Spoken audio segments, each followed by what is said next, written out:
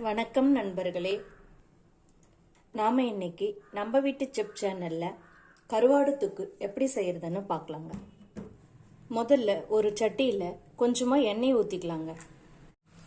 எண்ணெய் நல்லா காஞ்சதுக்கு அப்புறமா ஒரு அரை ஸ்பூன் அளவுக்கு கடுகு சேர்த்துக்கலாம். கடுகு நல்லா பொரிஞ்சதும் தட்டி வச்சிருக்கிற பூண்டு சேர்த்துக்கு கொஞ்சமா கறிவேப்பிலையும் சேர்த்துக்கலாம். ஒரு 2 வெங்காயத்தை பொடியா கட் பண்ணி வச்சிருக்கேங்க, அதை இதுல சேர்த்துக்கும்.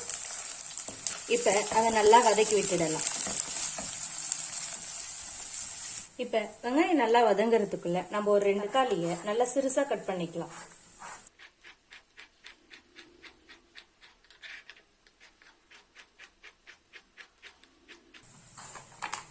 இதை இடையிடையே நம்ம நல்லா வதக்கி விட்டுக்கலாங்க, இல்லைன்னா அடி பிடிச்சிடும்.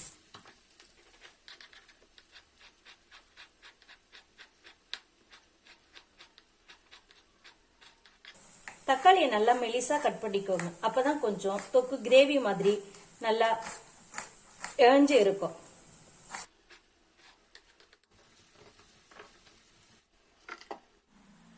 வெங்காயம் நல்லா வதங்கினதுக்கு அப்புறமா நம்ம கட் பண்ணி வச்சிருக்கிற தக்காளியை அதுல சேர்த்துக்கலாம். தக்காளியும் சேர்த்ததுக்கு அப்புறமா அதை நல்லா வதக்கி விட்டுக்கோங்க. தக்காளி வதங்கறதுக்காக கொஞ்சமா அதுல கல்லுப்பு சேர்த்துக்கலாம்.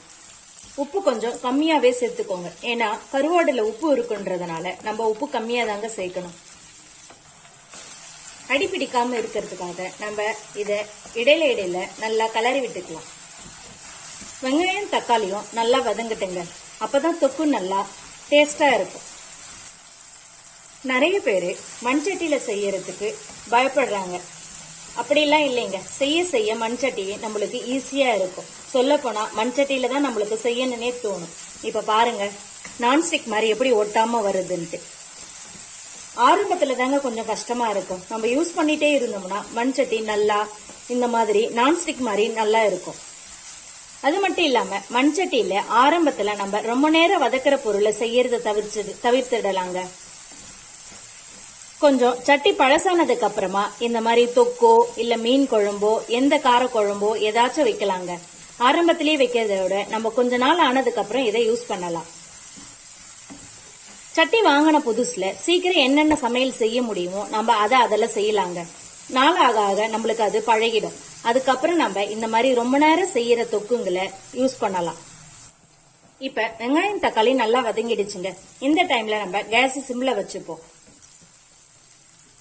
இப்போ அதுல அரை ஸ்பூன் அளவுக்கு மஞ்சள் தூளும் 1 டேபிள் ஸ்பூன் அளவுக்கு மிளகாய் தூளும் சேர்த்துக்கலாங்க. இப்ப இது ரெண்டுத்தையும் கொஞ்சம் லைட்டா மிக்ஸ் பண்ணி விட்டுடலாம்.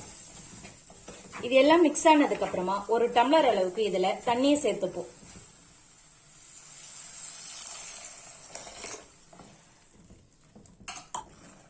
இப்ப இந்த டைம்ல கேஸ கொஞ்சம் தீ அதிகமா வச்சுக்கலாங்க. இப்ப ஒரு மூடியை போட்டு இதை கொஞ்ச நேரம் கொதிக்க விட்டுடலாம். இப்ப பாருங்க, தொக்கு நல்லா கொதிக்கிற சவுண்டு கேக்குது. இந்த டைம்ல நம்ம மூடி எடுத்துட்டு ஒரு டைம் அதை நல்லா கலரி விட்டுக்கலாம். இப்ப மறுபடியும் மூடியை போட்டு மூடிட்டு கேஸ் சிம்ல வச்சுப்போங்க. கொஞ்ச நேரம் அது நல்லா கொதிக்கட்டும். இப்ப கொஞ்ச நேரத்துக்கு அப்புறமா நம்ம மூடியை திறந்து பார்ப்போம். இப்ப பாருங்க, தொக்கு நல்லா கொதிச்சுட்டு இருக்கு. உங்களுக்கு தொக்கு இந்த அளவுக்கு அப்படியே இருக்கட்டும்னா இந்த டைம்ல நம்ம கருவாடு சேர்த்துக்கலாம். நான் இன்னும் கொஞ்சம் திக்கானதுக்கு அப்புறமா கருவாடு சேர்த்துக்க போறேன். அதாச்சும் நீங்க சாதத்துல போட்டு பசஞ்சு சாப்பிடுறதுன்னா இந்த டைம்லயே போட்டுக்கோங்க. அப்படி இல்ல நம்ம சாம்பார் ரசம் வச்சுட்டு அதுக்கு கச்சிக்கிறதுக்காக வேணும்னா நம்ம கொஞ்சம் திக்கானதுக்கு அப்புறமா அதை சேர்த்துக்கலாம். நான் இப்ப சாம்பார ரசமா வச்சுட்டு இருக்கேங்க.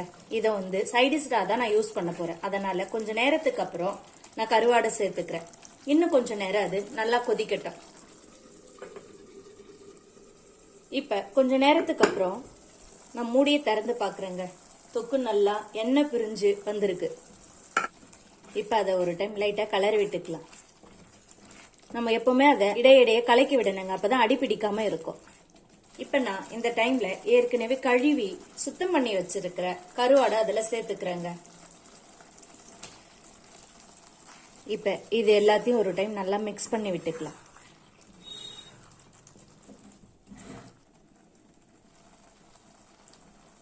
இப்ப 2 நிமிஷத்துக்கு அப்புறமா அதை ஒரு டைம் மறுபடியும் நல்லா கலரி விட்டுக்கலாங்க. லைட்டா கலருங்க. இப்ப 1 நிமிஷத்துக்கு அப்புறமா நான் அதுல கொஞ்சமா கொத்தமல்லி தழையை தூவிட்டு லிட்டை போட்டு மூடி விட்டுறேங்க. நான் இந்த டைம்லயே கேஸ் ஆஃப் பண்ணிடுறேன். ஏன்னா இதுல இருக்கிற சூட்லயே அந்த கருவாடு வெந்துடும். இப்ப கொஞ்ச நேரத்துக்கு அப்புறம் மூடியை திறந்து பார்க்கலாம். இப்ப பாருங்க கருவாடு வெந்துட்டு இருக்கா இல்லையான்னு உங்களுக்கு காமிக்கிறேன்.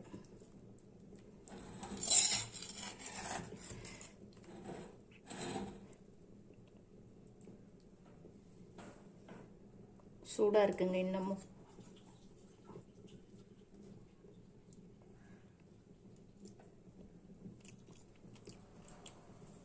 வெந்துட்டு இருக்குங்க.